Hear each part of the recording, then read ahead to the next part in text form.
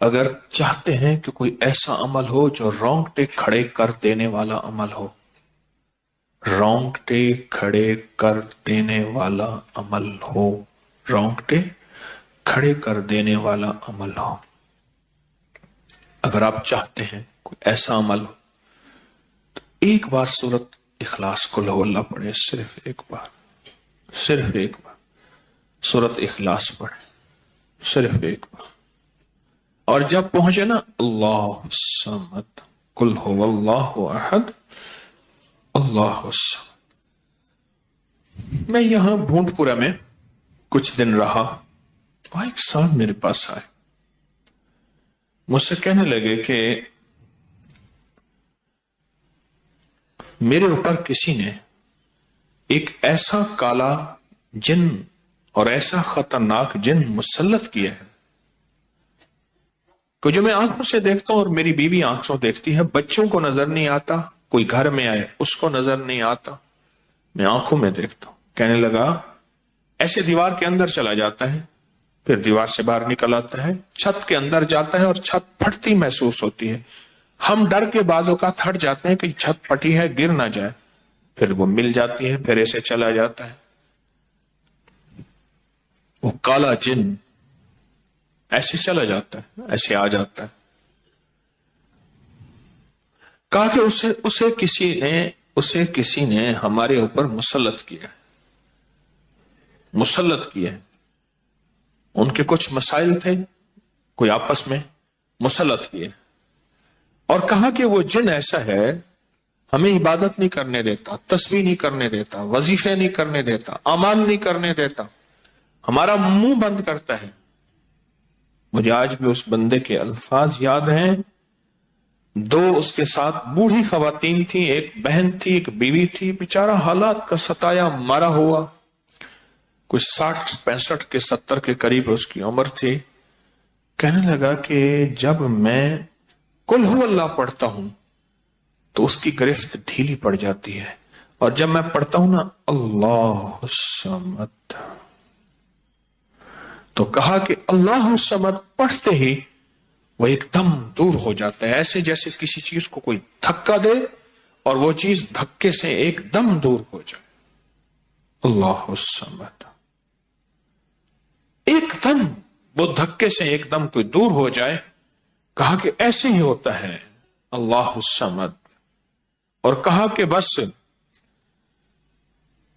بس یہی وظیفہ جو ہے، کہا کہ مجھے مفید ہوا ہے، موافق ہوا ہے یہی وظیفہ.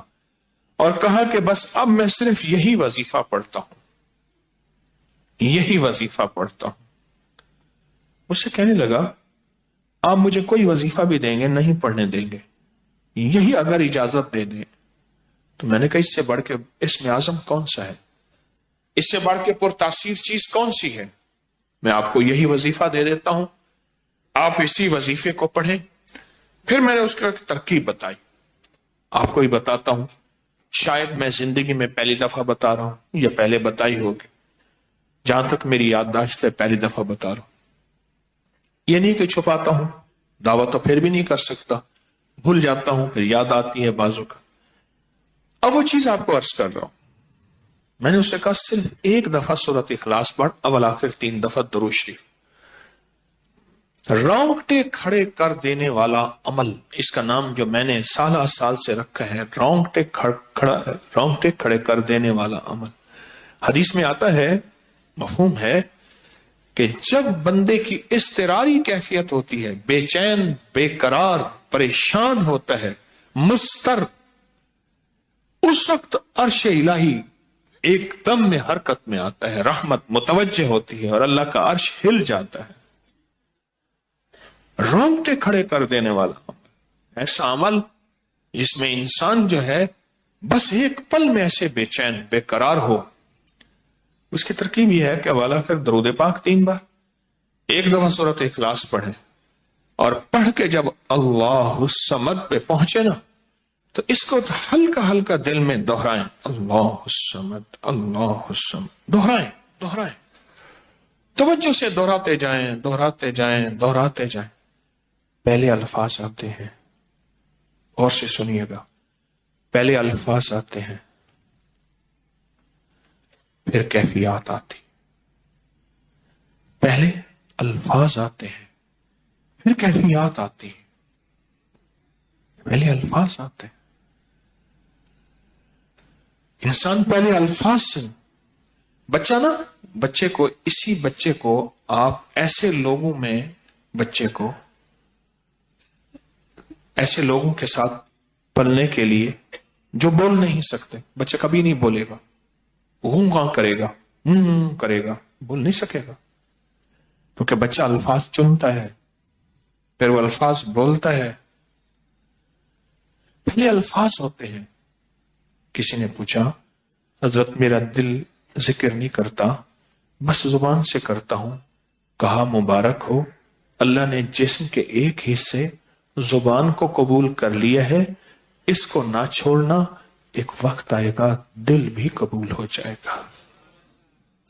ایک وقت آئے گا دل بھی قبول ہو جائے گا.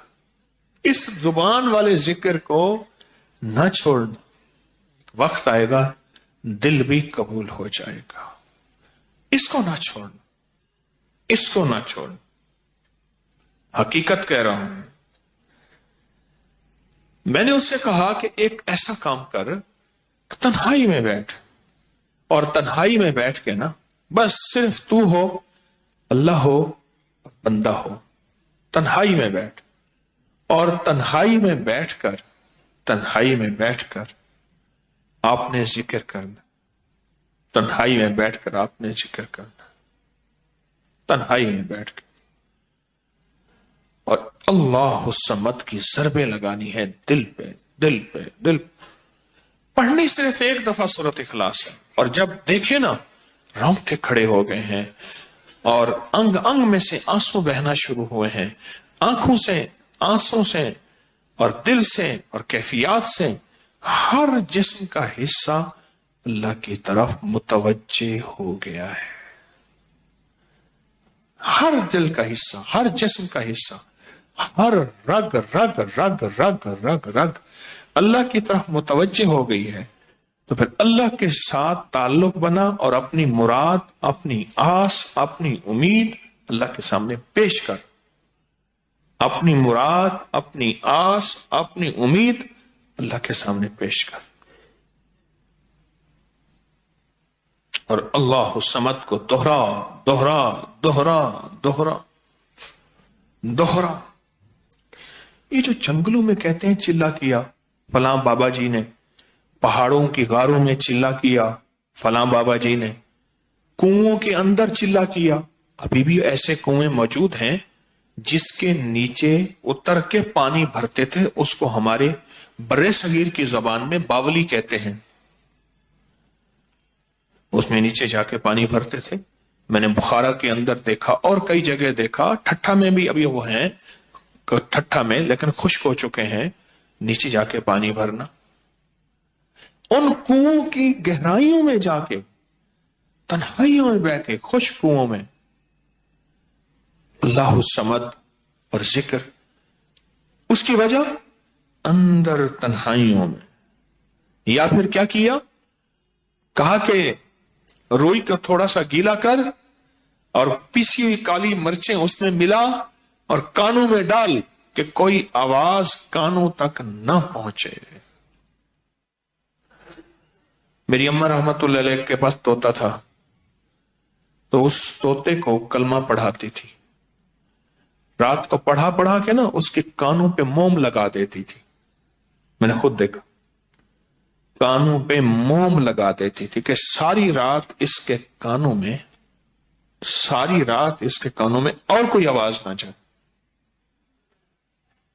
جاگ رہے، اور کوئی آواز نہ جائے.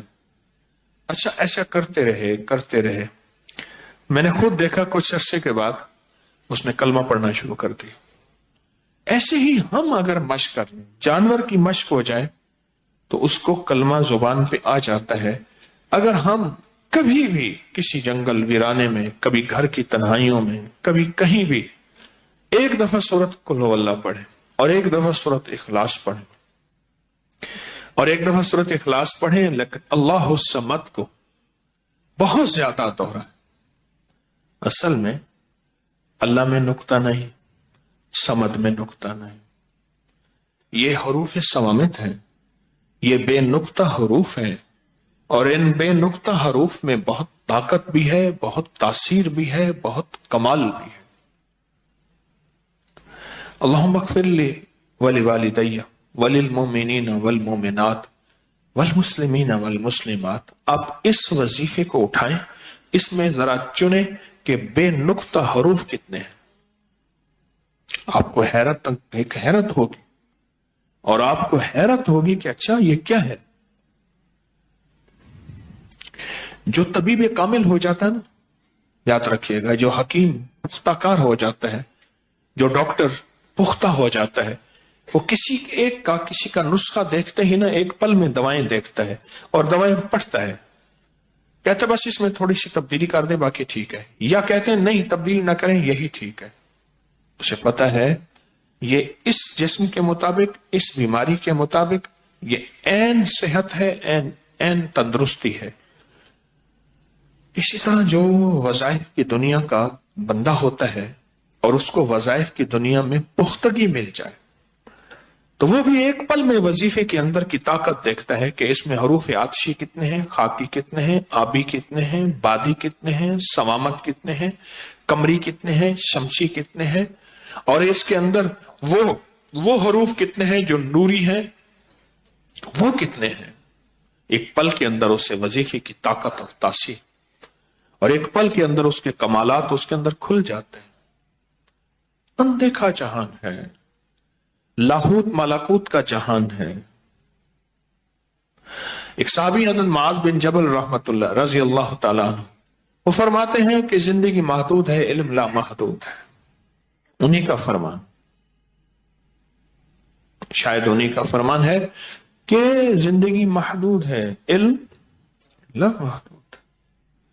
تو جو علم لا محدود ہے اس کو ہم اپنی عقل سے سمجھنے کی کوشش کریں، اپنے شعور سے سمجھنے کی کوشش کریں، اپنے احساس اور ادراک سے سمجھنے کی کوشش کریں تو نہیں سمجھ سکتے۔ علم ہے ہی لا محدود، اس کی حد نہیں ہے۔ کبھی اگر آپ رونگٹے کھڑے کر دینے والے عمل کو چاہیں نا تو بیٹھ کے اس کی مشق کر لیں۔